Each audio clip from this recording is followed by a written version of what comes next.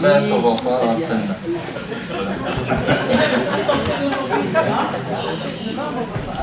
Alors on m'a demandé de vous parler de notre association Via Francigena Boîte Sigérique, VFVS. Alors pourquoi cette association est née?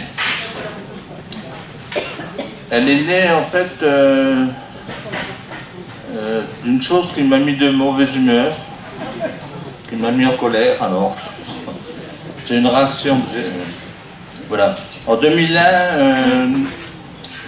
j'étais maire de la commune de Blessonville et un pèlerin m'avait écrit pour me demander s'il y avait des hébergements à Blessonville, sur la Via Francigena. Moi, je ne connaissais pas la Via Francigena, je ne savais pas ce que c'était. Donc je me suis rapproché des services de pèlerinage de l'évêché, qui n'étaient un petit peu plus au courant que moi, mais pas beaucoup. Donc, bon, arrivé à la mairie, j'avais pas mal de boulot pour la formation de maire, et j'ai pas trop eu le temps de m'en occuper, mais au fur et à mesure des temps qui passaient, on m'écrivait de plus en plus des pèlerins qui voulaient passer par Blessonville. Donc on s'est renseigné sur cette Via Francigena. Et moi j'ai trouvé que c'était un avantage quand même certain pour un petit village de 200 habitants d'avoir un chemin de pèlerinage qui passe chez nous. Donc j'ai voulu faire la promotion de cette voie de pèlerinage. D'abord, j'ai mis des panneaux à l'entrée du village que vous avez vu, des petits panneaux jaunes Via Francigena, grand itinéraire culturel. Ce qui est vrai, hein, c'était reconnu comme itinéraire culturel européen. Et puis donc, on a reçu des pèlerins qui passaient forcément par Blessonville. Hein, et en 2014, d'abord, j'ai pris une délibération communale pour dédier la maison des jeunes à l'accueil de pèlerins. Donc, avant de quitter la mairie en 2014. Et puis, bon, il y a des événements familiaux qui m'ont un peu éloigné de tous ces sujets. Et en 2016, il y a un ami qui est venu me voir et me dit toi qui t'es tant battu pour la Via Francigena, elle passe à Châteauvillain. Et elle passe plus par Blessonville. Bon. Donc, bon, j'étais un peu déçu. D'autant plus que, en fait, ce qui passe à Châteauvillain, c'est une voie de touristes. Et c'est plus une voie de pèlerinage, hein, puisqu'elle n'a plus rien à voir avec l'histoire. Donc le GR 145 a été créé, à l'époque j'étais encore maire, donc on n'est pas venu me consulter pour savoir si ça devait passer par Blessonville. Voilà, tout à fait. Donc on aurait pu au moins consulter les communes qui étaient traversées par cette voie historique, hein, puisque avant le GR, des pèlerins passaient par là. Donc en 2017, j'ai décidé de créer une association pour défendre ce tracé historique. Donc comme je savais que Pascal et Jean-Claude étaient marchés déjà sur Saint-Jacques, j'aurais demandé qu'ils viennent nous rejoindre à l'association pour donner leur expérience. Voilà. Donc je suis secrétaire de l'association VFVS. Et puis j'ai récupéré un trésorier qui aime bien l'argent, donc ça aide. Mais enfin bon, il ne faut pas rigoler avec l'argent. Hein, Monsieur Patrick Lagrange. Et puis ici vous avez des gens du bureau comme Christian Marchal. C'est qui encore c'est tout, hein, je crois. Elisabeth, que vous avez vu hier, fait partie du bureau. Voilà. Donc on est... Alors, dans les objets de cette association, il y avait plusieurs choses. D'abord, faire reconnaître le parcours historique, gérer les hébergements pour les pèlerins, et puis faire la promotion de la Via Francigena pour que les gens du territoire au moins se l'accaparent. Donc, le 5 avril 2019, le département a reconnu la voie de Sigéric, donc il part des Anvilles pour aller à Richebourg. Vous êtes passé à côté tout à l'heure, mais comme il pleuvait, vous n'avez pas pu voir, hein, parce que les yeux étaient mouillés. Et donc on a balisé cette partie avec Jean-Claude et Pascal. Christian qui marche plus vite que son ombre. Donc ça a été reconnu, balisé. Ensuite on a rénové la maison des pèlerins. C'est une maison communale qui est gérée par l'association VMS. Donc on a fait une convention avec la commune pour cette mise à disposition. Donc on travaille étroitement avec la commune, ce qui nous arrange beaucoup. Et puis la promotion de la Via Francigena, on l'a fait tous les ans, en particulier par une marche intervillage, des villages qui sont situés sur la voie historique. Par exemple, cette année, le 1er juin, je vous invite à venir, il va faire beau. Hein. Donc, moi, entre aujourd'hui et le 1er juin, je n'hésiterai pas. Hein. Donc le 1er juin, on partira de Maranville pour aller à Clairvaux, 9 km. En passant par le centre-Rojon. À midi, on arrive, on mange au restaurant de l'abbaye et l'après-midi, on visite l'abbaye. Voilà. 15,50 € pour le repas, 7 € pour la visite. Des inscriptions sont à faire au 06 22 78. On vous remercie en avance. Voilà. Donc voilà, et puis maintenant on reçoit beaucoup de pèlerins à la maison des pèlerins. En 2000, quand on a commencé en 2017, il y avait 60 pèlerins qu'on recevait à la maison. Hein. Mon épouse peut vous le dire. Donc c'était quand même beaucoup de travail. Et puis là, on est en 2023, on était à 81. Et le 2 mai 2024, nous sommes à 13. Voilà. Dont les deux petites jeunes que vous avez vues tout à l'heure à Richebourg. Voilà. Alors si vous avez quelques questions à me poser, n'hésitez pas. Hein. Pas sur le temps, parce que je ne peux pas vous aider. Sur le Francigena, il y a d'autres endroits où ils ne prennent pas la voie historique. Vous êtes en lien avec ceux de... Il y a des parties communes entre le GR 145, oui, qu'ils ont appelé Via Francigena, c'est quand même qu'il y avait une raison. Tout ce coin-là, côté de Reims. La vallée de la Colle. Alors, là, vous avez l'honneur, l'avantage d'avoir le président de la Fédération française de la Via Francigena, M. Jean-Claude Patrin. Alors, qui va vous expliquer tout ça. Il y a 3 voies historiques. Il y a la nôtre, il y a la vallée de la Colle, de la Marne, et Mamirol de la Haute-Saône. Voilà. Et là, ils vont baliser, enfin, tu expliqueras ça. Hein. Oui, tu peux, vas-y. La vallée de la Colle, c'est 80 km entre Châlons-en-Champagne et Brienne-le-Château. Le GR 145 à la sortie de Châlons-en-Champagne. Comment? C'est trop fort? Non, c'est très bien. Ça fait l'Arsène. Ça fait l'Arsène, donc il faut que je reste derrière. Voilà. Le GR 145 à la sortie de Châlons, il file du côté de Vitry-le-François. Bon, c'est un parcours un peu plus long que la vallée de la Colle.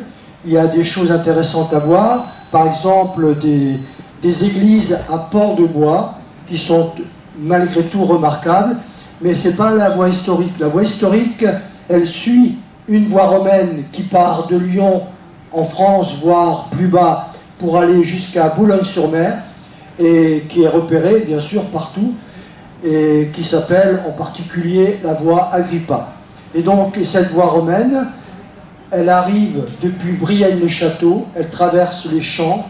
Aujourd'hui, bien sûr, c'est des petits villages dans ce coin-là, et c'est un chemin blanc qui, pratiquement sur 80 km de Brienne à Châlons-en-Champagne, traverse cette plaine céréalière, etc. Patates, beaucoup de patates. Beaucoup de pommes de terre et de blé, voilà. Et bon, vous y êtes peut-être passé, oui? Je suis passé au mois Voilà. d'octobre. On y est passé il y a 2 ans, et c'est un peu perdu, mais la sensation, elle est particulière, parce que quand il y a une petite butte, moi je me disais, tiens, il va y avoir une légion romaine, on va croiser une légion romaine.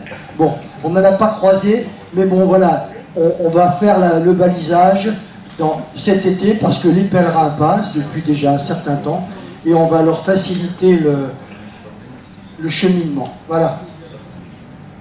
Et la troisième, c'est des...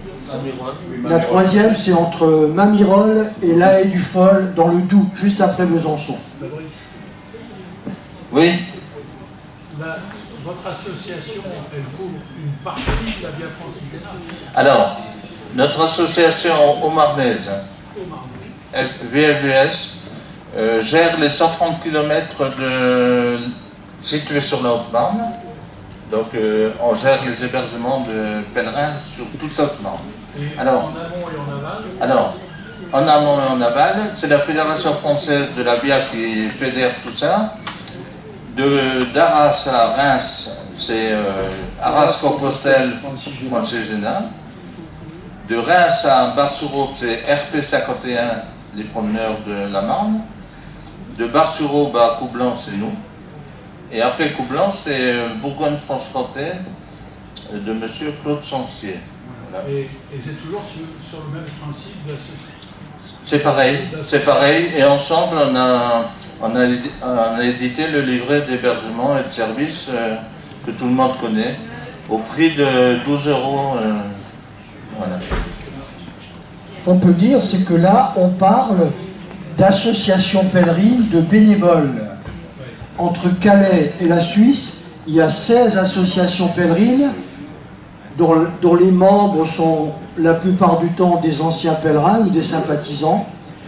Mais en France, en Italie, en Angleterre et en Suisse, il y a une association européenne mandatée par l'Europe qui s'occupe de développer cette voie de pèlerinage. Ça s'appelle AEVF. Voilà, qui est à l'origine une association qui a été créée par des Italiens et dont le siège est à Fidenza en Italie. Donc on va dire que c'est eux, officiellement, qui sont missionnés par l'Europe pour développer la voie de pèlerinage. Pour développer, non, la Via Francigena. Voilà, parce que, comme Fabrice le disait tout à l'heure, le GR 145, c'est plutôt, et il ne s'en cache pas, un chemin touristique avec des objectifs économiques et financiers qui sont clairement affichés. Alors que les associations pèlerines... Là, tu le dis avec modération, hein. Moi je vais vous expliquer. Le GR 145 est sous la coupe de l'Association européenne de la Via Francigena. Budget 800 000 € aux dernières nouvelles. La Fédération française de la Via Francigena qui met les mains dans le cambouis tous les jours, c'est-à-dire qui s'occupe des pèlerins, qui ne s'occupe pas de la finance, elle a un budget de 5 000 €. Oui, vous avez vu la différence après? Enfin, chez les jeunes.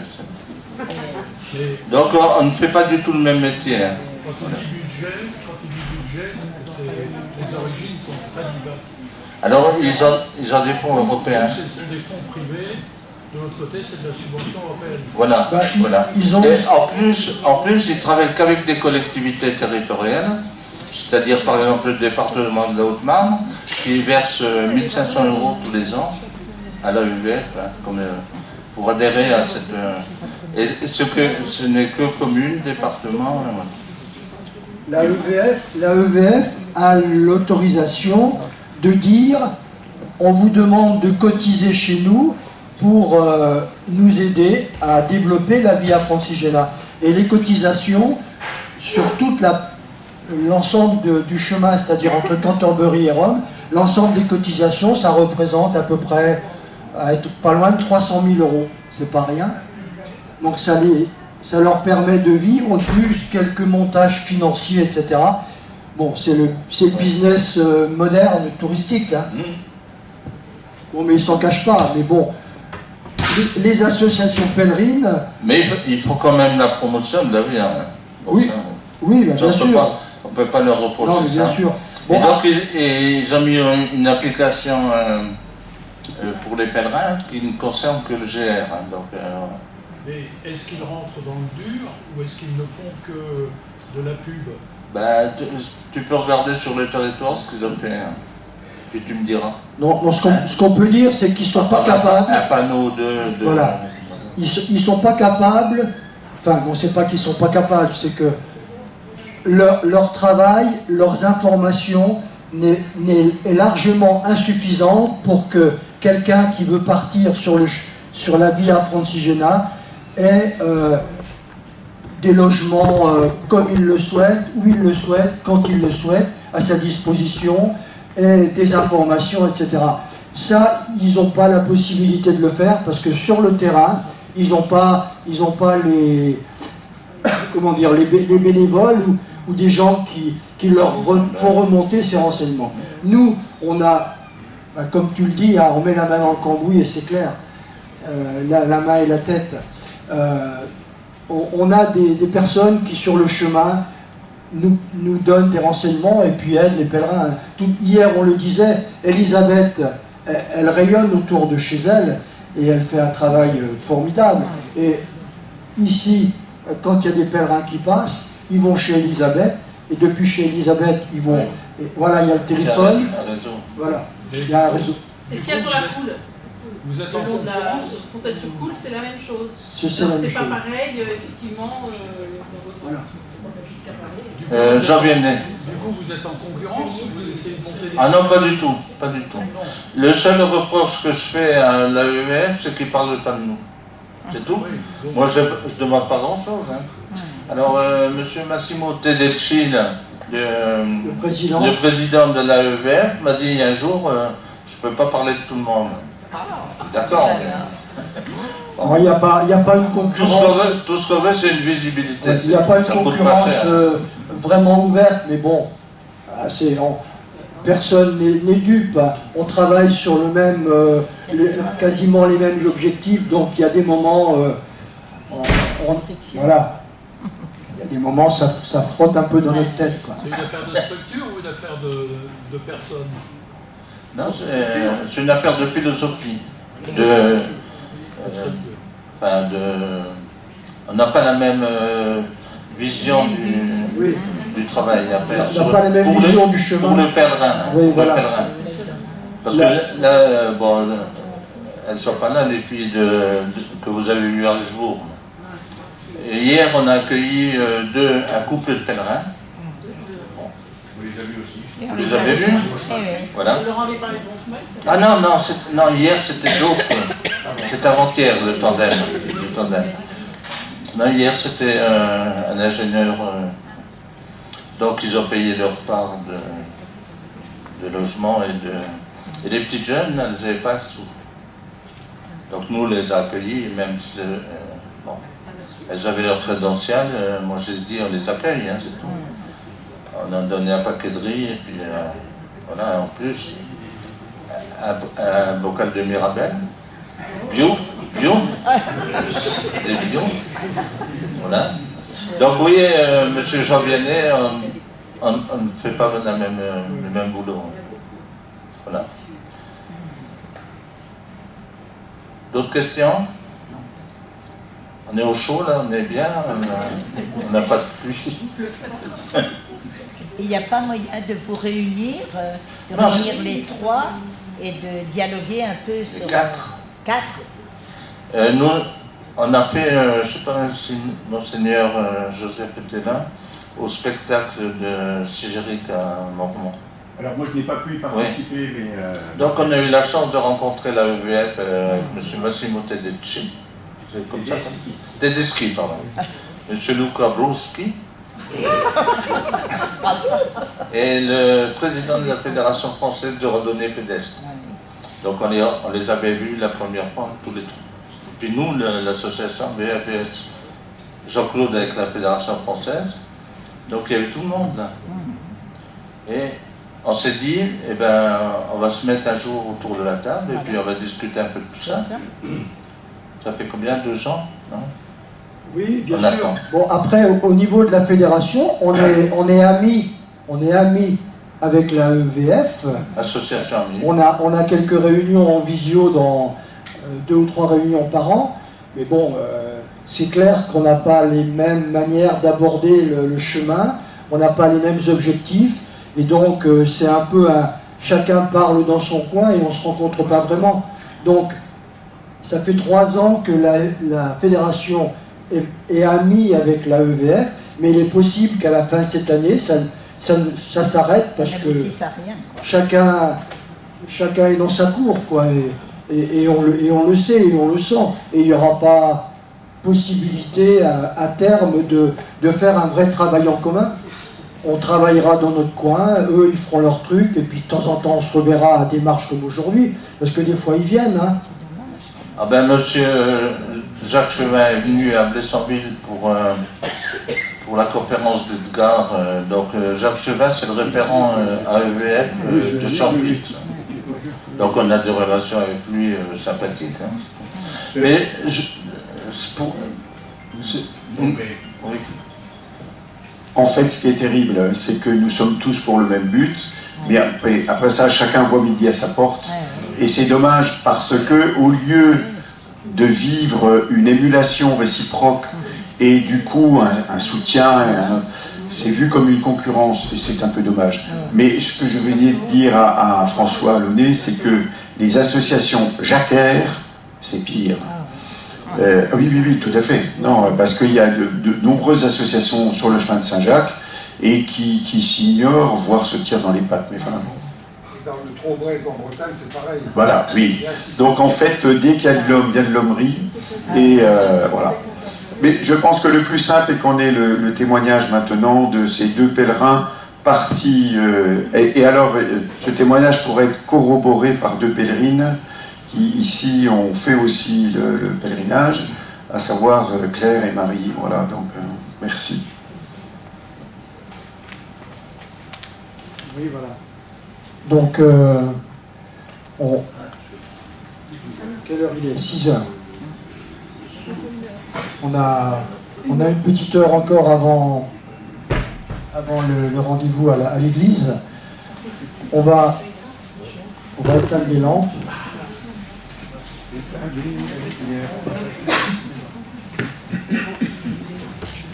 Voilà, comment dire, on va vous présenter, donc je me répète un tout petit peu, on va vous présenter un diaporama qui rappelle, qui va vous présenter un petit peu le pèlerinage que Pascal et moi avons fait depuis Blessonville en 2017. Nous sommes partis le 14 mai 2017 et nous sommes arrivés à Rome le 14 juillet.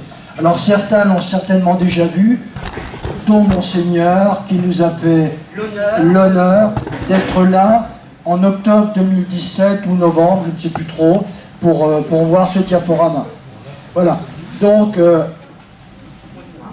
on y va. Donc Pascal, donc notre diaporama va se décomposer de cette façon. Donc on ne va pas représenter la Via Francigena à nouveau puisqu'on en a suffisamment parlé. Donc on aura des diapos sur notre envoi en pèlerinage.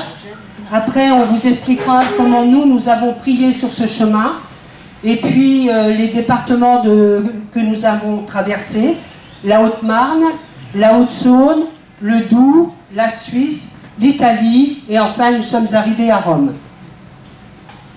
Donc voilà, donc c'est la carte, hein, donc on ne va pas s'étendre. On voit bien cette carte qui, enfin le départ Normalement, on remonte de Rome vers Canterbury, mais là, on voit bien le tracé qui traverse plutôt l'est de la France. Donc nous allons marcher 1500 km sur cette Via Francigena pendant 62 jours. Voilà, et donc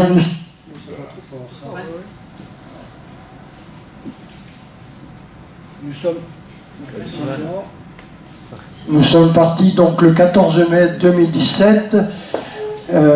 Nous avions 3 ou 4 ans avant, nous avions imaginé aller à Compostelle. Et puis on s'est rendu compte, en particulier en allant vers le village d'Orge, qu'il y avait des pancartes qui nous ont précisé que le GR 145 passait là. Et donc de fil en aiguille, on a recherché ce que ça voulait dire. Et donc à partir de 2014-2015, nous avons préparé notre pèlerinage avec principalement le guide qui est sur votre gauche, qui précise le chemin, des étapes, quelques hébergements. Et 2 mois avant de partir, on a trouvé ce guide, la Via Francigena, 1000 km à pied, du Grand Saint-Bernard à Rome, pour la partie italienne. Alors c'était la première édition de ce guide en langue italienne, donc je ne suis pas spécialiste de l'italien, ça n'a pas été facile. Mais bon, on a respecté pratiquement jour pour jour le plan qu'on avait préparé. Donc ici, comme tous vos pèlerins, eh bien, la manie c'est de tout peser. Donc on a tout préparé, tout pesé. Et puis le poids de notre sac était de 8 kg. Alors sans compter l'eau, puisqu'en fait nous avions des gourdes, sachant qu'en Italie, ou même cette année-là il faisait très chaud, eh bien on avait des réserves d'eau donc il faut rajouter le poids de l'eau à ces 8 kg. Mais bon, on s'est tenu à ça et ça s'est bien passé. Hop, hop, hop. Donc voilà, donc ça c'est Jean-Claude qui a écrit un poème à la suite. Donc nous l'avions désiré, nous l'avions préparé avec fébrilité et grande volonté. Et nous sommes partis de Blessonville, de chez Fabrice et Noireau, de chez Fabrice et Éline Noireau, parce que nous avons comment dirais-je, une histoire commune. Voilà. Moi je connaissais Fabrice et Evelyne depuis longtemps, et puis c'est Evelyne qui nous a fait nous rencontrer. Moi je suis veuf, et Pascal... J'étais célibataire, voilà, j'étais à 60 ans. Et moi je l'ai rencontré il y a 11 ans, par l'intermédiaire d'Evelyne, et donc notre histoire commune, c'est une histoire forte. Et nous avons eu la grâce que Gérard Fuseli, notre prêtre, nous envoie en pèlerinage. Donc nous avons eu une cérémonie entourée de nos amis, et c'était très émouvant, bien sûr, dans l'église de Blessonville, et il nous demande d'être des témoins de Jésus-Christ sur notre chemin. Voilà, Gérard nous bénit. Et Fabrice. Fabrice avait aussi écrit un petit texte où nous demandons la protection de vos petits pas pour faire ce grand chemin. Et donc il nous a appliqué le tampon de l'association de Blessonville sur le premier jour de notre crédential. Donc voilà, notre famille, nos amis, donc nous ont accompagnés. Donc nous étions une quarantaine pour nous encourager de marcher et d'arriver à Rome. Donc on a été soutenus tout au long de ce chemin. Donc voilà la photo de famille avant notre départ. Alors soutenu, voilà, ça c'est Fabrice. C'est la photo du siècle, ça. Hein. Non, mais c'est... Voilà.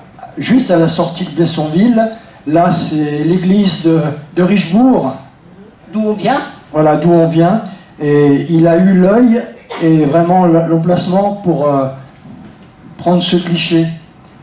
Voilà, donc nous allons marcher avec humilité, comme dans tant d'autres pèlerins avant nous, sur ce chemin de pèlerinage vers Rome. Donc nous partons donc, dans la Haute-Marne, donc nous allons traverser les villages de Marat, de Champigny-les-Langres, puisque nous avons dormi au fur et à mesure dans la famille et chez des amis, et nous traversons donc Culmont-Chalindrey. Alors pour nous, le pèlerinage, eh bien voilà, nous avons réfléchi avec Jean-Claude. Donc c'était, ça c'est ce qu'on dit, ce que tous les pèlerins disent depuis des générations, c'est de mettre ses pas dans les pas de milliers de pèlerins. Et ça, c'est pas une légende, puisqu'en fait, marcher dans les pas, alors bien sûr, on voit pas, on voit concrètement les pas, c'est-à-dire que quand vous n'êtes plus sur les chemins, on ne voit plus les semelles, les traces Adidas. Je ne sais pas si vous avez remarqué, quand on marche beaucoup, on voit bien les pas des autres qui nous précèdent.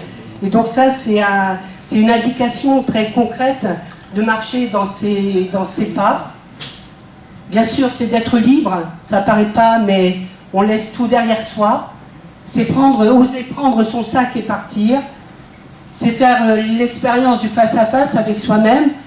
Bon, surtout quand le début a été un petit peu difficile. Donc, eh bien, ça a été un petit combat avec soi.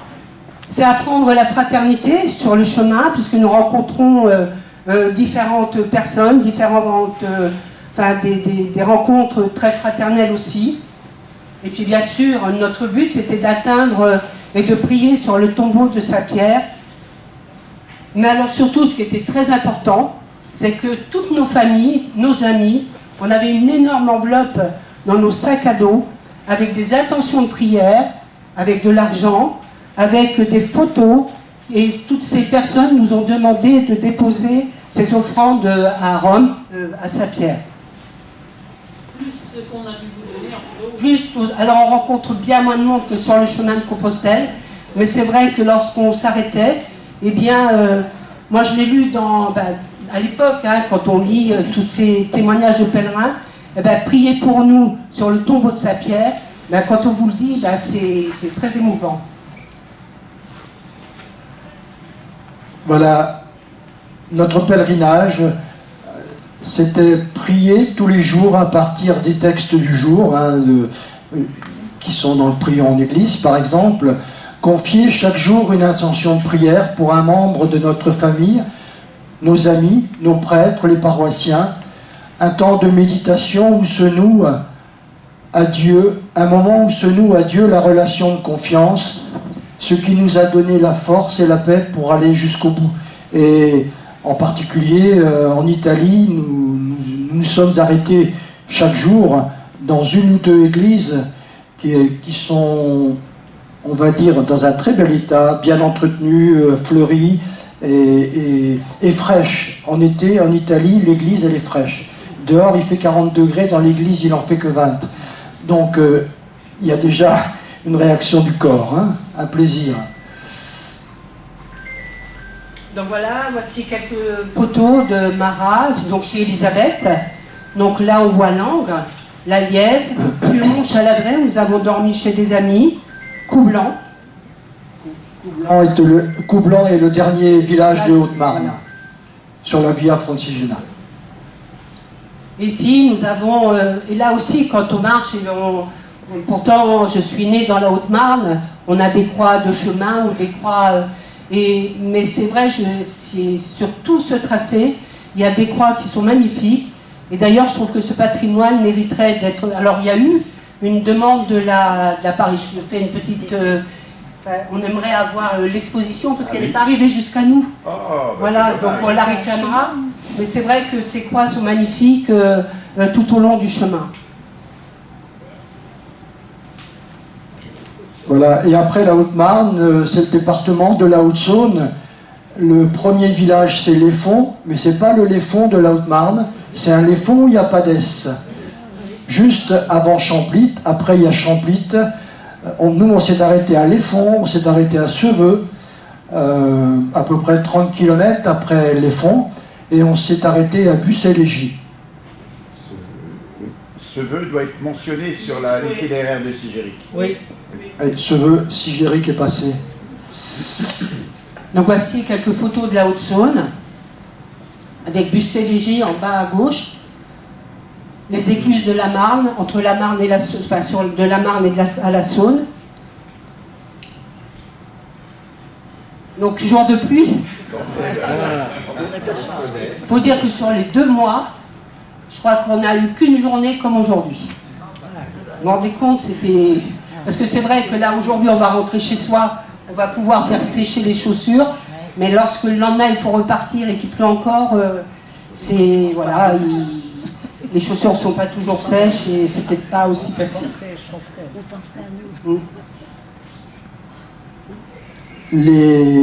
Comment dire, les prés dans le département du Doubs, ce printemps 2017 qui était beaucoup plus sec que cette année. Il y avait beaucoup de fleurs, l'herbe était moins grande, mais il y avait toutes ces fleurs.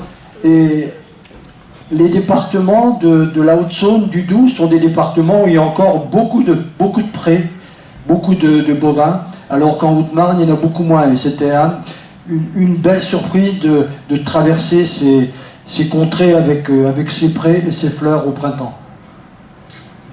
Donc la marche, ben c'est vrai que la marche elle est quotidienne. Pour nous, hein, de toute façon, on a marché tous les jours, même si moi j'ai eu particulièrement sur le premier mois des problèmes au niveau des pieds. Pourtant j'ai marché, j'ai remarché, mes chaussures étaient faites. Et là aujourd'hui je suis modeste, je ne dis plus, c'est pas parce qu'on a marché qu'effectivement on n'aura pas de problème. Et c'est pas parce qu'on n'a jamais marché qu'on aura des problèmes. Donc la marche elle est quotidienne, répétitive, parce que tous les matins on remet son sac à dos, on repart. C'est vrai qu'elle est silencieuse malgré tout, elle est intériorisée, nous sommes dans nos pensées, dans nos prières. Elle est prudente parce que là où nous posons nos pieds, ben, nous sommes vigilants. Et en fait, nous avons notre but, déjà celui d'arriver chaque jour à l'étape. Et c'est ça qui va rythmer le fait d'arriver jusqu'à Rome. Parce que Rome, ça paraît très loin, mais ce qui est proche, c'est l'étape où on va dormir. Et je trouve que ce rythme nous permet d'avancer chaque jour et puis ben, de nous encourager, quoi. Et le sac à dos et le bâton, eh bien, on va vivre avec eux pendant 2 mois et on arrive à perdre ses affaires dans un sac à dos.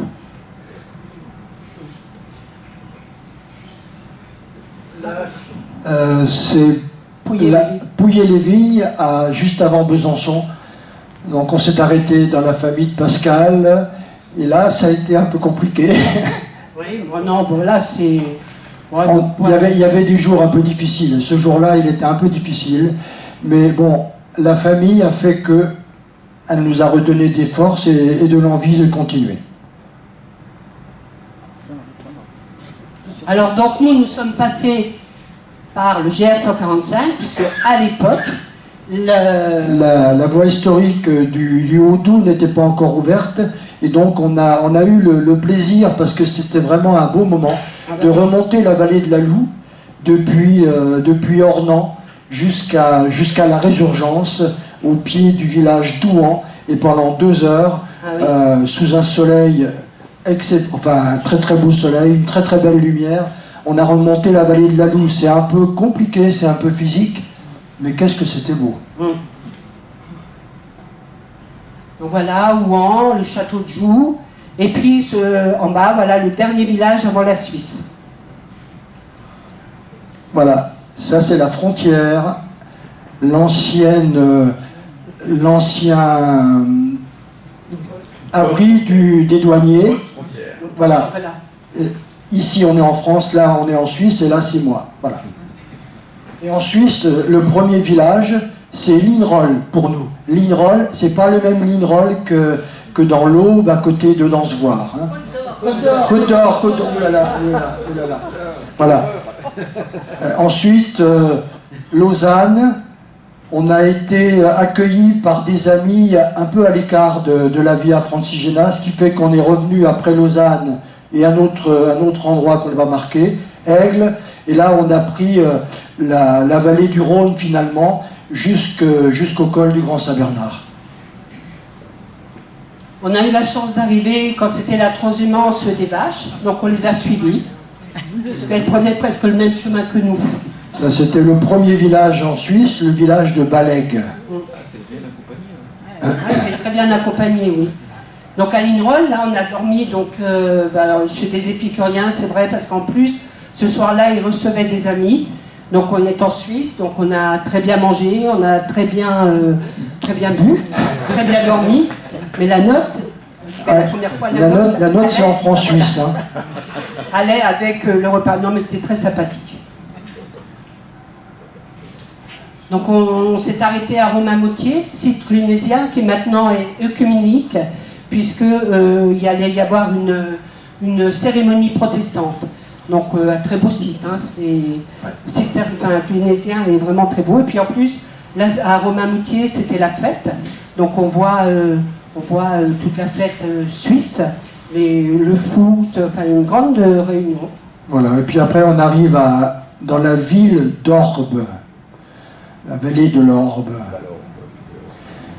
Voilà, des photos du lac Léman avec le fameux... hôtel. Le fameux... Ah, Montreux, comment que c'est? Festival. Ah là là. L'hôtel, là, le oui, casino. Le casino voilà. oui, de Montreux, où il y a des émissions de télé qui sont régulièrement filmées. Donc là, on s'est arrêté à l'écart, donc à Romont, une petite ville à quelques dizaines de kilomètres de Lausanne. Quelques dizaines, dis donc à pied maintenant. Non, mais on avait un taxi là. Ah, pardon. Voilà. Des jeunes Voilà. Qui normalement devaient repartir le lendemain à pied, sont venus sont levés à 5 heures pour venir nous chercher, pour remettre devant le lac là.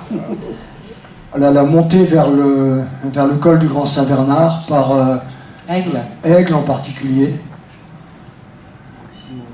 Saint-Maurice d'Agone. Il y avait eu des gelées dans toute cette vallée. Les vignes étaient complètement gelées cet été-là, enfin ce printemps-là. Et à Saint-Maurice d'Agone, c'était un accueil franciscain, il y avait des cerisiers et les cerises étaient mûres. Là, après, on est arrivé à Martigny, c'est ça, avec l'accueil par les chanoines de Martigny. Et puis, voilà, le lendemain, on est monté vers Bourg-Saint-Pierre, Orsières, Bourg-Saint-Pierre, Orsières, on monte vers le col, Bourg-Saint-Pierre, et le lendemain, les fleurs au printemps. C'était le printemps. Voilà, et le col. Il y avait encore de la neige, mais pas tant que ça. La route venait d'être ouverte. Voilà, le 31 mai, la route venait d'être ouverte aux voitures. L'accueil du col du Grand Saint-Bernard, c'est quelque chose de très beau. Il y a de la place pour 60 personnes, tout le confort, on prend votre linge sale, on le lave, on le sèche, tout juste sur le repasse-pas. Et vraiment un très bel accueil. Hein. La dernière étape, elle n'est pas longue, mais ça monte. Hein. Donc on arrive, on est fatigué. Hein. Donc là, c'était à Martigny. À Martigny, il y avait tout autour du presbytère, il y avait des grandes pancartes comme ça. Parce qu'en fait, c'est ce prêtre, Gratien Volus, qui était accompagnateur de montagne, qui a dévissé et qui s'est tué. Qui s'est tué à 40 et quelques années. Voilà. Et en mémoire de lui, ils avaient affiché tous ses poèmes, puisqu'il était écrivain. Et donc, on avait trouvé ça très beau, donc on l'a mis là. Donc voilà, nous arrivons donc en Italie. Et en Italie, on va traverser donc, ces 6 régions, le Val d'Aoste, le Piémont, la Lombardie, l'Émilie-Romagne, la Toscane et le Latium. Donc ça c'est le Val d'Aoste avec les villes qu'on va traverser, Étroubles, Aoste, Chambave, Verrès, Pont-Saint-Martin. Le premier village, Saint-Rémy-en-Bosse, avec un ami allemand, on a marché une bonne semaine avec lui. Un village avec tous les toits des maisons qui sont faits en pierre, puisque voilà, c'est une ressource locale, bien sûr. Et puis récemment, il paraît que c'est à Saint-Rémy-en-Bosse, mais nous on ne l'a pas vu, où on fait le vrai jambon d'Aoste. Voilà. Mais il y a eu un reportage il n'y a pas longtemps à la télé. Voilà. La ville d'Aoste, on s'est arrêté au grand séminaire. Là, il y a quelque chose d'intéressant. Il y a depuis les montagnes, depuis les Alpes, il y a l'eau des Alpes, elle sert à irriguer l'Italie. C'est un château d'eau, hein, les neiges, etc. Et donc on récupère l'eau. Là, c'est un fossé où il y a de l'eau qui coule, mais qui coule très fort, et ça descend sur la vallée, sur l'Italie, quoi. Voilà. Ouais. Donc voilà les photos de la vallée d'Aoste. Chambave, là où nous avons dormi. Ici, c'est tout un signalétique qu'on trouve sur la voie. Hein, donc, avec les pèlerins, sur les bornes, avec des petits pèlerins au sol, avec des flèches. Et puis, ici, à droite, en bleu, c'était pour les vélos, parce que malgré tout, en Italie, ils sont très équipés en Italie. Hein. Et c'est là où vous critiquez les Italiens, mais j'oserais dire que malgré tout, grâce aux Italiens, qui sont venus il y a très longtemps en France, et tout ça, c'était à Clairvaux, donc avec Massimo Tedeschi et tout, et lui a dit, mais vous, la France, réveillez-vous, vous avez la chance d'avoir des chemins de pèlerinage, et il ne se passe rien. Malgré tout, tu reconnais. Voilà. Et donc c'est vrai que l'Italie, par contre, on peut presque y aller sans guide.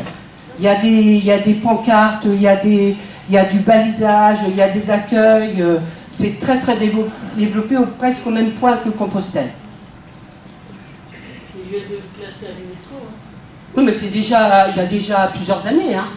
Donc, ils ont fait le travail bien en amont, quoi. Voilà, la plaine du Pô, avec ses rizières. Il fait très chaud.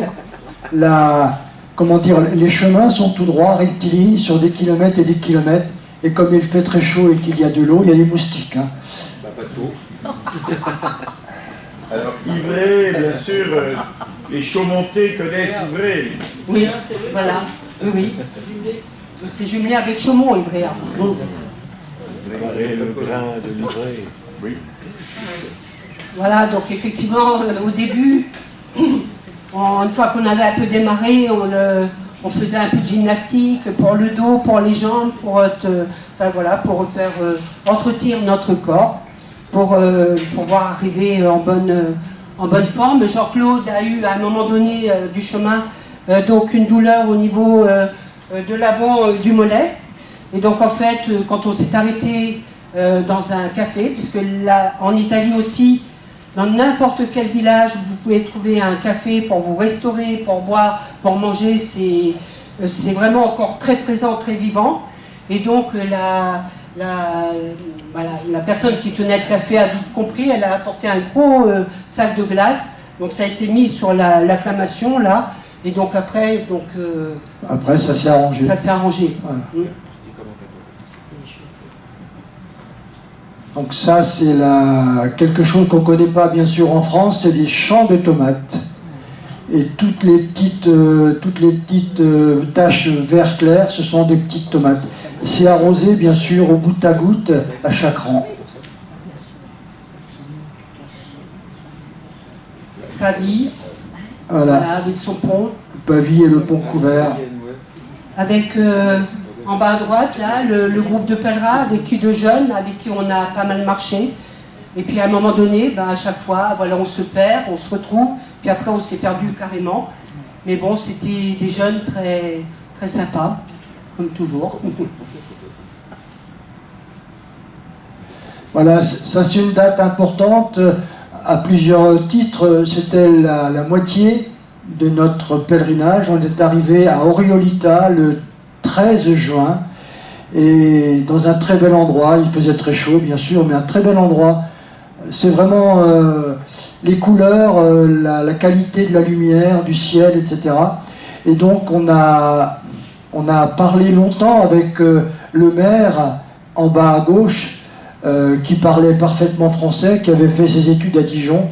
et qui était tous les jours présent dans son hébergement, toutes les fins d'après-midi, pour rencontrer les pèlerins. Et ce soir-là, on était une quinzaine, et c'était encore un moment, une soirée où on a mangé ensemble, bien sûr. C'était très agréable.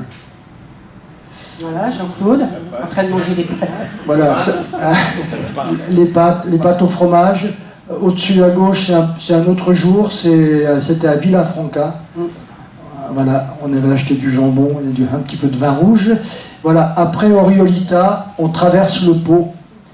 Enfin, il y a deux chemins possibles. On peut le contourner par un chemin qui est un peu plus long que la traversée. La traversée du Pô, elle se fait avec ce monsieur qui est en bas, qui s'appelle Danilo. Danilo. C'est comme ça, Christian? Elle n'entend pas. Danilo qui nous emmène sur son bateau. Et ce matin-là, on devait être une quinzaine. C'est 10 € la traversée. Ça dure 20 minutes. Et après, il met le tampon, il nous raconte plein d'histoires et puis on s'en va. Voilà, et on trouve cette pancarte à proximité de chez lui. On est encore à 600 km de Rome, 3000 de Jérusalem, 2000 de Santiago, 1300 de Canterbury, et puis Bobbio, 66 km. C'est là, Voilà. c'est Saint-Colomban, Bobbio. Ah, d'accord, très bien. Donc voilà des photos du chemin. Celui au milieu, c'est en arrivant à Oriolita. Et puis, voilà, des exemples de... La voie romaine, là, à droite. Oui, ça c'est sur la fin. Sur la fin. Donc voilà, nous traversons donc l'Émilie-Romagne. L'Émilie-Romagne, juste avant les Apennins, ça commence à monter. Ça monte quand même, voilà. Et là aussi, donc on s'est arrêté à Chiaravalle. C'est donc une fille de Clairvaux, fondée par bien sûr Bernard de Clairvaux. Et donc ça allait être la fête Dieu. Et à l'intérieur de l'abbaye, donc il y avait tout un groupe de personnes. Et c'est une vraie tapisserie, mais en fleurs naturelles. Et donc tout était travaillé, même à l'intérieur c'est de la poussière de fleurs qui font ces beaux tableaux. Et donc c'est éphémère puisque ça va durer juste le temps de la fête Dieu et c'est magnifique. Voilà la montée vers les Apennins pendant 2 jours. Ça monte, ça descend. Ça monte et ça descend. C'est pas très haut, hein, mais ça monte, ça descend. Ça monte aussi par des chemins qui sont difficiles parce que il n'y a pas de route, quoi. C'est un chemin de forêt avec des trous, des bosses. Voilà, l'étape, juste après l'école de la Cise, à 1200 mètres, on va redescendre vers Pontremoli. Et là, c'était le 20 juin, ça a été un jour... C'était un jour pour moi, ça a été le jour le plus compliqué, j'avais l'impression que ça n'en finissait pas et qu'on était perdu. Et en fait, non, on est arrivé à 14 h à l'étape, comme d'habitude, mais voilà. Les paysages. Voilà, on est arrivé ce jour-là, le 20 juin, on est arrivé là, à Topleca di Sopra, à quelques kilomètres de Pontremoli, et on a couché dans une yourte. C'était, oui, étonnant. Au milieu de nulle part. Au milieu de nulle part, oui. Et le lendemain, on était à Pontremoli. Entré dans la Toscane. Voilà. Voilà, voilà ce que les pèlerins connaissent, hein, c'est quand on arrive, donc on étudie notre parcours du lendemain, donc on regarde sa longueur, les difficultés, les dénivelés, donc là on va déterminer notre heure de lever, de coucher, puis bien sûr il faut prévoir son casse-croûte pour la journée, le repas du soir, si c'est prévu, et puis avoir toujours un ravitaillement en eau. Parce qu'en Italie, il a fait très chaud, parfois on buvait plus de 4 litres, 5 litres d'eau coupée avec du soda. Parce que malgré tout, on a transpiré.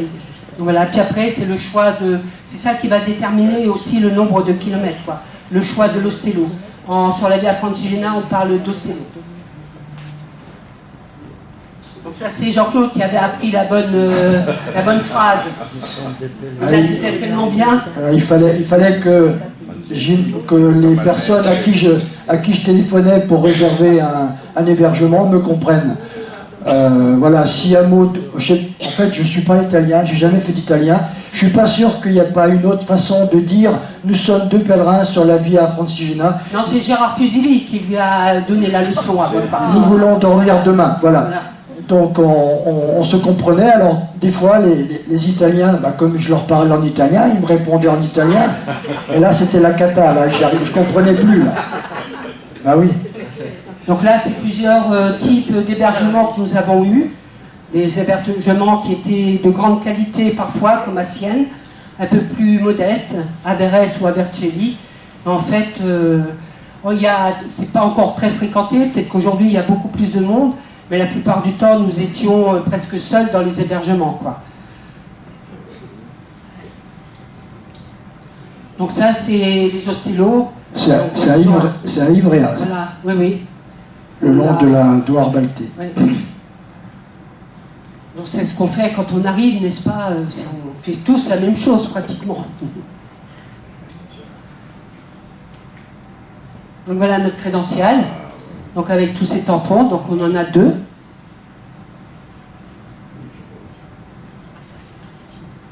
La Toscane. Alors je vais laisser passer Jean-Claude.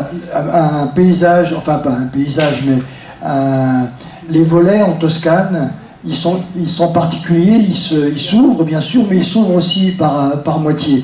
Parce que la Toscane, c'est 40 degrés tous les jours, pendant des semaines et des semaines. Et donc les maisons se protègent un peu de cette chaleur. Donc la Toscane, on est arrivé par Pontremoli, après Villafranca, Sarzana. Sarzana, c'est sur la côte méditerranéenne. On passe à côté de Carrare, avec ses carrières, et voilà des paysages de Toscane, des paysages de carte postale, mais c'est quand même bien là qu'on passe. Voilà, Villafranca, Sarzana, les sardines de Sarzana. Marina di Massa, à côté de Carrare, on longe la Méditerranée. Et c'est impressionnant Carrare, puisque c'est une exploitation de marbre. Et vu de loin, enfin bon, moi j'avais pas fait le lien entre l'exploitation de marbre et vu de loin, je pensais que c'était de la neige, quoi. Je me disais, c'est pas possible. C'est vrai que ça fait un vrai paysage, comme si c'était enneigé. Et donc, c'est toujours très exploité. Hein. Un blanc. Voilà. Mais c'est exploité depuis 2000 ans, quand même. Voilà, oui, voilà. Oui. Ouais, il y a des trous dans la montagne. Hein. Ouais. Voilà, d'autres paysages, donc avec le marbre de Carrare. Et puis, Luc, où on s'est arrêté. Oui, c'est des parapluies, ça se fait bien maintenant de décorer, même ici, hein, même en France, de décorer des rues principales avec des parapluies, avec des lanternes, avec des... Voilà. Voilà une ville importante, touristique, bien sûr, de la Toscane, San Gimignano, avec ses tours. Là, on a quelques exemples de tours qui étaient un petit peu la manière de montrer... pour des familles riches, qu'elles étaient vraiment très riches. Et il y a une époque, il y en a eu jusqu'à 70, je crois, enfin c'était énorme. Aujourd'hui, il en reste encore une douzaine. Mais San Gimignano, quand on y est passé, il y avait je ne vais pas dire des milliers de personnes, mais c'était très touristique. Très, très touristique. Voilà. Et vas-y. Voilà, là on arrive à Sienne. Et en fait, on est arrivé la veille du Palio. Le Palio, donc vous voyez, il y a marqué la place El Campo. C'est une place qui a une forme de coquille. Et 2 fois par an, les quartiers de Sienne vont nommer un cavalier. Et ce cavalier va courir autour, enfin avec plusieurs, hein, puisqu'il y a 10 quartiers ou 12 quartiers. Et donc, ils vont courir autour de la place 3 fois.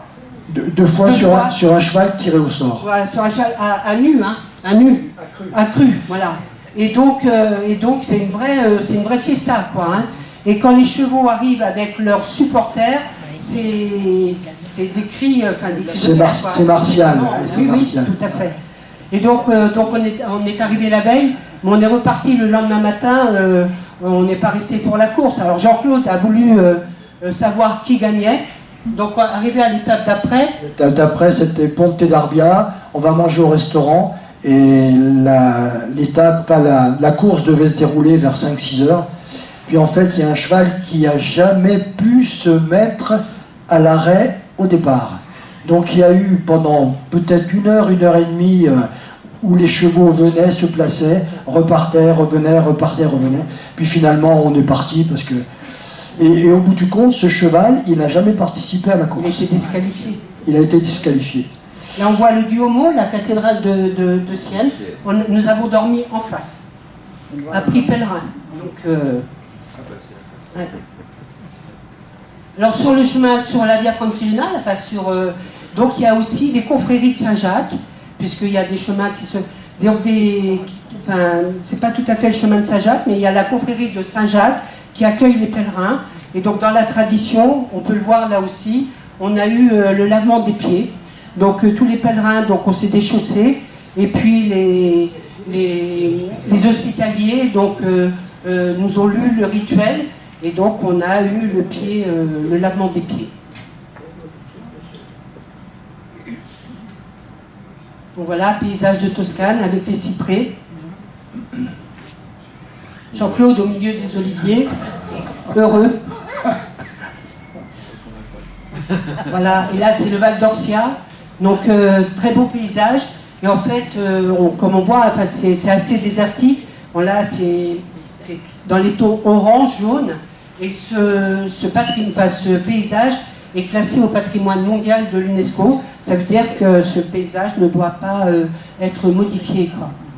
Et c'est assez lunaire, mais c'est très beau. Avec Sancurico d'Orcia et Radicofani. Pas d'éolienne. Pas d'éolienne, hein. Non, non, non, non. Voilà. Voilà, il y a la dernière région qu'on va traverser, c'est le Latium. Et dans le Latium, il y a la culture de quelque chose d'étonnant. C'est des champs de noisettes, mais des champs à perte de vue.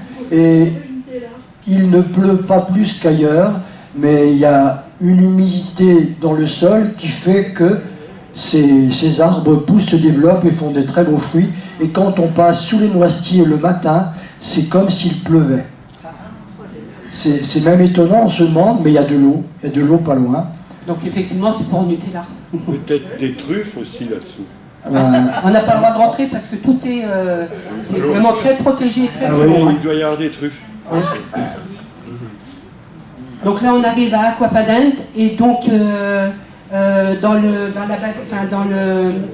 la crypte, donc il y a le Saint-Sépulcre et en fait l'histoire dit qu'au Moyen-Âge, lorsque les pèlerins ne pouvaient pas atteindre Rome, eh bien les pèlerins qui ne pouvaient pas aller jusqu'à Jérusalem pouvaient atteindre leur pèlerinage en arrivant à Acquapadente et se recueillir devant le Saint-Sépulcre, dans la crypte. Et là aussi, les tableaux qui sont de chaque côté sont des tableaux qui sont réalisés avec des fleurs. Qui font 4 mètres de haut. Et qui sont sortis lors de la fête Dieu aussi. Là, nous avons dormi dans un monastère chez les sœurs, donc avec une très belle, il y avait un très bel hébergement. Bolsena, le long une ville le long du plus grand lac, comment dire, volcanique, enfin dans un ancien volcan. Et c'est un lac qui fait peut-être 25 km de long et qui sert à approvisionner beaucoup de villes, beaucoup de champs aussi pour l'irrigation. Viterbo. Viterbe, à proximité de Rome, on s'en rapproche. Viterbe, où il y a eu effectivement le conclave qui a été un moment, je vais vous laisser le dire. Oui. C'est-à-dire que, alors si mes souvenirs sont bons, on doit être au XIIIe siècle, quelque chose comme ça, et les cardinaux n'arrivent pas à se mettre d'accord pour élire le pape. Alors ça traîne, et finalement la population finit par en avoir marre en disant mais quand est-ce qu'on aura un pape? Donc ils finissent par les enfermer à clé cum clave, avec la clé, tout simplement. Hein. Et puis même, comme ça ne suffit pas, ils vont les priver de nourriture et même retirer le toit pour qu'ils soient à la pluie, pour qu'ils se décident quand même à élire le pape. Voilà. C'est l'histoire, mais c'est sûrement tout à fait vrai, hein, c'est ça. Voilà, voilà. Et là, après, on arrive à Soutry. Soutry qui est sur une butte, voilà. Et voilà, on est arrivé très tôt dans l'après-midi, on avait réservé un hébergement, et puis ça a été un peu compliqué. Mais enfin, finalement, ça s'est arrangé avec 2 pèlerins étrangers qui étaient c'était des futurs jésuites qui étaient partis d'une ville de Vérone, je crois, et qui partaient jusqu'à Rome, les mains dans les poches, sans argent. Vous connaissez ça, c'est comment on appelle?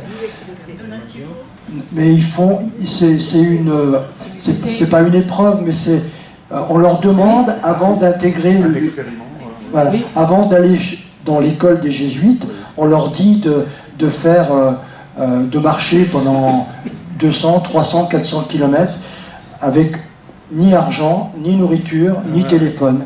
Et voilà, il y avait 2 pèlerins, il y avait un prêtre hongrois et un jeune allemand qui ont réussi à convaincre les sœurs chez qui on devait loger de nous ouvrir et de nous héberger. Mortification. Voilà. Là, c'est... Oui. Non, voilà. Le type d'échange qu'on peut avoir avec les pèlerins. Trois beaux souvenirs. Sur la gauche, c'était San Miniato. Sur la gauche, non, c'était oui. Non, Chambave, à gauche, à la fin du Val d'Aoste. Au-dessus, à droite, c'était à San Miniato. Et en bas à droite, c'était San Quirico d'Orsia avec Andrea, un pèlerin allemand avec lequel on a marché pendant 2 semaines. Là, on a fait un bon repas parce qu'il nous quittait. Lui, il rentrait et nous, on continuait. Et il marchait plus vite que nous, et donc, du coup, en bon français, nous avons acheté une bouteille de vin rouge. Et donc, d'Italie, bien sûr. Hein. Voilà ce qui est en Italie. Enfin, là où on marche, on rencontre beaucoup de sanctuaires, beaucoup de chemins de croix. Dans les cafés, dans les restaurants, il y a la photo du pape. Sur les tickets de métro, vous avez là aussi, sur tous les tickets de métro, il y a des tickets religieux, il y a le pape, etc. Et donc, ce qu'on ne trouve plus chez nous. Et vraiment, voilà, je trouve que cette liberté de pouvoir montrer finalement ce qui sont nos racines, eh bien, je trouve que c'est valorisé. Enfin, en Italie, se permettent, s'autorisent à non pas honte, ou je sais pas comment dire, de pouvoir montrer nos racines religieuses, quoi. De l'ostentation. Dans les restaurants, hein, dans n'importe quel café, il y a toujours une croix, il y a le portrait du pape, etc. Alors qu'ici, il n'y a plus rien du tout, quoi. Voilà, et on arrive à Rome par la voie triomphale, et au 1081, on bifurque à droite dans le parc de l'Insuggerata, qui nous amène sur le Monte Mario, là où je suis, et là, Rome est à nos pieds, le 14 juillet. Alors là, nous avons dormi dans un lieu magnifique, puisque moi, je connaissais donc la fraternité monastique de Jérusalem, que je fréquentais à l'époque, et qui parlait toujours de la Trinité des monts. Et lorsqu'on a décidé de partir à Rome, j'ai écrit une grande lettre comme quoi je connaissais bien leur fraternité, parce que je pensais que c'était réservé. Et en fait, j'ai reçu un courrier, nous avons reçu un courrier comme quoi notre chambre était retenue. Malgré tout, ils accueillent des pèlerins, ce sont des chambres avec des lits superposés à plusieurs. Et puis, lorsque nous sommes arrivés, eh bien, la fraternité monastique passait le relais à la communauté de l'Emmanuel. Et c'était le premier jour, et la communauté de l'Emmanuel, nous étions les premiers pèlerins sur la Via Francigena à pied, qui avons dormi à la Trinité des Monts. Et puis en plus, pour la petite histoire, puisque la maîtresse de maison... La maîtresse de maison avait de la parenté à Montrise, en Haute-Marne. Ils avaient une maison de famille Montris, c'est vers Rennes-Pont, c'est vers... c'est pas bien loin de Maranville, voilà. Donc on a parlé un petit peu de la région. Et là, la Trinité des Monts, en fait, quand on est au fond, là, sur la diapo, enfin sur la photo en bas à gauche, donc il y a une terrasse, et de cette terrasse, on surplombe Rome. Et vraiment, c'est, je veux dire, Montmartre, on a Paris à ses pieds, là, nous avions Rome à nos pieds, donc matin, midi et soir, on était toujours sur cette terrasse pour admirer Rome. Voilà notre vue de la terrasse de la Trinité des Monts.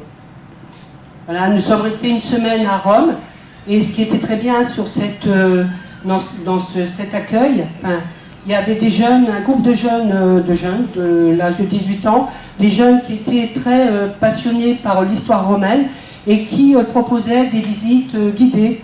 Donc nous avons fait toutes les visites guidées qu'ils nous proposaient. Parfois on était tous les deux et on a visité le Vatican. 4 heures, le musée du Vatican, 4 heures. Le jeune. Et le jeune, pendant 4 heures, il a causé. Et c'était pointu. Hein. Voilà. Donc voilà la place Saint-Pierre. Voilà. Ouais. Ouais. Alors notre testimonium qui prouve que nous avons fait notre pèlerinage.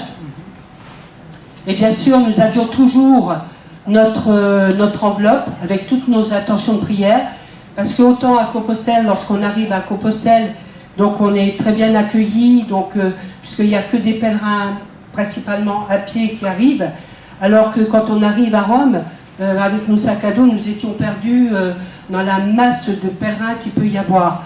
Et en fait, on ne savait pas trop où déposer notre enveloppe avec toutes nos attentions.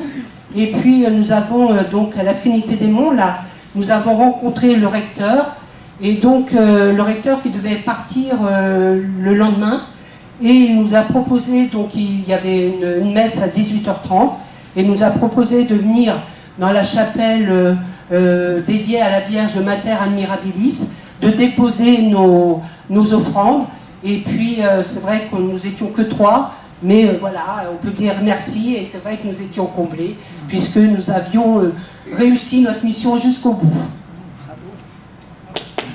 Voilà. Ça c'est la photo, c'est la photo pour la postérité. Voilà. Un montage, voilà. Voilà. Merci. Voilà.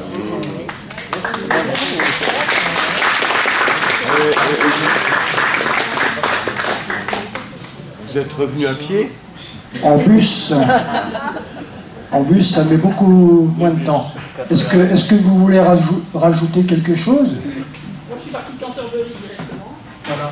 Jusqu'à Clairvaux. Il y a Marie. Non, moi, je suis partie de Canterbury. En fait, c'est en août dernier. J'ai prévenu mes frères et sœurs que je partais une semaine, parce que je voulais s'occuper des parents qui sont très âgés. Évidemment, vu mon âge, ils pouvaient être catholiques. Et donc j'ai mis un message sur Blablacar, et il y a une voiture qui allait à Calais.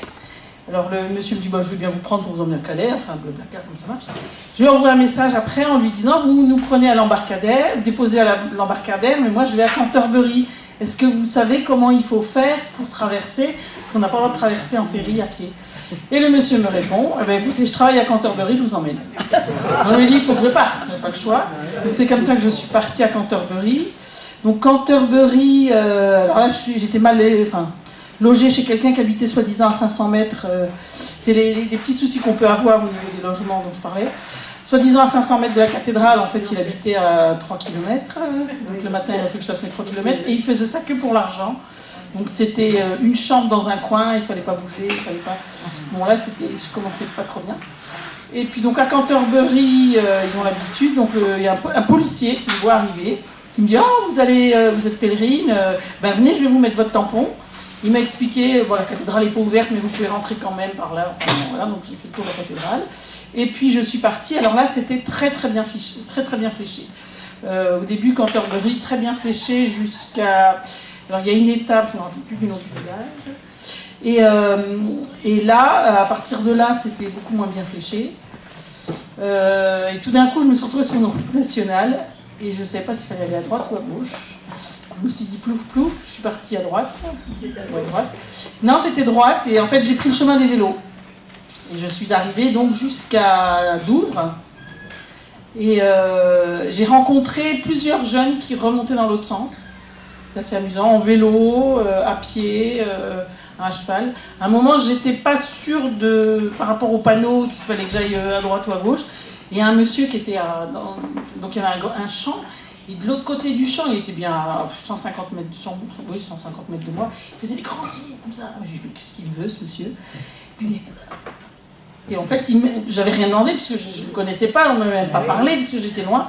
Et qui m'indiquait le chemin, parce qu'effectivement, je n'étais pas sûre. Pardon. Non, c'est pas ça. Oui. C'est la censure, en fait, c'est la censure. Non, pas du tout. Non. Ensuite, donc, je suis arrivée à Douvres. Là, à Douvres, j'avais pas de... Comment il fallait retraverser la nage. La nage, mais j'avais mon sac à dos, c'est un peu lourd. Donc, je suis allée à pied jusqu'à l'embarcadère et j'ai fait du stop. Et là, je suis tombée sur un jeune Anglais qui allait en Espagne, qui m'a pris gentiment, qui m'a fait traverser gratuitement un peu le bateau, tout ça. Je pense... Il était content d'avoir une vieille dame avec lui. Je pense que peut-être des choses pas très nettes dans sa voiture, mais bon, c'est pas grave. On m'a fait traverser. À un moment, je me suis dit, ouais, bon, vous savez, quand on est passé à la douane, il me dit, bon, vous inquiétez pas, tout va bien. Je dis, oui, quoi, tout va bien. Donc, voilà. Et alors après, à Calais, donc de Calais, là j'ai eu pas mal de. J'ai pas eu de pluie. J'ai eu pas mal des hébergements. Au début, j'avais pas prévu. Donc je me suis dit, il faut que je fasse attention. Et je devais aller à Guignan, j'y suis pas allée parce que j'ai vu, il y avait plein de... Du côté de Calais, là, il y a les migrants. J'ai eu peur, donc je suis partie... j'ai repris la voie des Abbayes, en fait. Parce qu'il y a le même problème qu'ici, c'est-à-dire qu'ils ont fait la voie Francigena GR145, mais eux, avant, ils appelaient ça la voie des Abbayes. Et effectivement, on suit une abbaye, 2 abbayes, 3 abbayes, enfin c'est vraiment toute une route on passe d'une abbaye à l'autre où on est accueilli. Très bien, par des petites sœurs, c'est très agréable. Pour les garçons, les hommes peuvent aller, il y a un endroit où il y a le couvent des garçons d'un côté puis des sœurs de l'autre. Et je me suis arrêtée dans un camping où j'avais pas du tout, parce que la première semaine de départ, j'avais rien prévu. Dans le camping, c'était au moment aux alentours du 15 août. Je suis arrivée, ils m'ont dit, ah, vous êtes pèlerine? Je dis, oui, vous avez une tente? Non, j'ai pas de tente, je fais la Via Francigena. Vous êtes pèlerine? On va vous prêter une tente, on va vous installer. J'ai une tente, je me suis installée, puis je dis, je dois combien? Ah non, les pèlerins c'est gratuit. Et donc j'ai été accueillie gratuitement, ils m'ont prêté une tente, bon après je leur ai donné la tente, ils font confiance. Donc là je suis arrivée jusque Thérouanne, c'est sur la Francigena, je suis rentrée en France. Puis après je suis repartie en septembre. Et là, il y avait beaucoup moins de monde. Parce qu'en route, on croise des pèlerins. Là, j'ai rencontré beaucoup moins de monde. Fin septembre, début octobre, beaucoup moins de monde. Là, j'ai prévu mes hébergements. J'avais pris des rendez-vous un petit peu à l'avance. Je prenais rendez-vous et puis je demandais la veille, j'appelais en disant je vais bien à cet endroit, je suis bien sur la route, je suis au bon endroit, je suis au bon moment. Et là, donc, j'ai rencontré, hébergé chez des gens formidables. Des personnes âgées qui auraient aimé faire mais qui ne peuvent pas parce qu'ils avaient des responsabilités professionnelles, mère de village, et qui disent on ne peut pas partir, on ne peut pas laisser notre mairie, on ne peut pas laisser notre maison. Alors on accueille les personnes qui viennent, une dame qui faisait de la culture bio depuis des lustres, qui faisait de la peinture, des personnes merveilleuses. Franchement, partout, c'était des personnes merveilleuses. 2 autres fois, j'ai eu des personnes qui faisaient ça pour l'argent, mais c'est quand même assez rare. Et puis, alors moi, j'ai pris la voie historique. Donc, j'ai traversé la voie romaine, et c'est impressionnant parce que c'est tout droit. Il y a un endroit où il y a un passage où c'est encore pavé. C'est une voie privée, c'est marqué voie privée, mais on a le droit d'y aller parce que les pèlerins ont le droit de passer. Ils laissent donc on avance, on arrive, après on arrive à des endroits où on est hébergé, puis on continue, et tout du long, mais c'est impressionnant, c'est tout droit, c'est marqué partout à l'entrée, chaque fois qu'on croise une route, voie privée, mais on nous laisse passer, et à un moment je m'étais arrêtée, et puis m'étais rendu compte qu'en me faisant une séance d'auto-relaxation, quand je repartais, j'allais mieux. Et il y avait donc juste à côté l'agriculteur qui est venu voir, qui m'a dit mais vous inquiétez pas, hein, je surveille vos bagages, faites votre sieste et tout va bien. Donc, et c'est tout le temps comme ça partout. Voilà. Et j'ai été croisée par des personnes qui m'ont raconté ah, bah, vous savez, on a fait la Via Francigena, mais on l'a fait dans le désordre, vous venez d'où? Enfin, moi j'étais toute seule. Et chaque fois, des personnes... Des échanges. Bon, j'étais obligée de monter en... Il pleuvotait vaguement comme lundi matin. Il y a une dame qui a absolument voulu me prendre dans sa voiture, donc j'étais à 500 mètres du village. Je suis montée dans la voiture, en fait, elle voulait faire Saint-Jacques-de-Compostelle et elle était contente de parler avec un pèlerin. Enfin, j'ai été à Terviers, c'était dans une église. La paroisse m'a donné la clé de l'église. Donc je rentrais par l'église, je pouvais traverser toute l'église, alors il y avait tous les ornements, le Saint-Sacrement, tout. Hein. Après il y avait une deuxième salle, une deuxième chapelle avec tout pareil, le Saint-Sacrement, tout. Et puis ensuite je me retrouvais dans les salles paroissiales, et là où je dormais, c'était à côté du bureau du prêtre, où il y avait tous ces papiers, tous ces machins, tous ces trucs. J'aurais pu tout voler, les ordinateurs, profaner le Saint-Sacrement, j'aurais pu faire n'importe quoi. J'ai dit, je suis pèlerine, je suis sur la Via Francigena, ils m'ont donné la clé de l'église, ils m'ont dit à la fin, claquez bien la porte, et puis mettez dans la boîte aux lettres. J'étais sidérée, vous vous rendez compte un peu? Ils ne savaient pas qui j'étais. Hein. J'avais la clé des deux églises. Et puis, à la tête du client. Des choses absolument incroyables. Voilà. Et donc je me suis arrêtée à Clairvaux. Là je valide la Haute-Marne. Et puis après... Merci. La réflexion que vient de faire Claire à propos de j'aurais pu... Figurez-vous, vous connaissez... Enfin, vous savez ce que c'est qu'un coquin? Un coquin. Voilà. Eh bien, un coquin, c'est celui qui se fait passer pour un pèlerin de Saint-Jacques et qui porte la coquille et qui en profite pour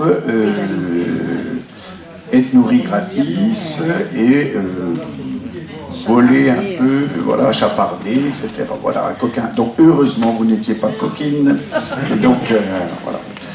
Il est 19h et donc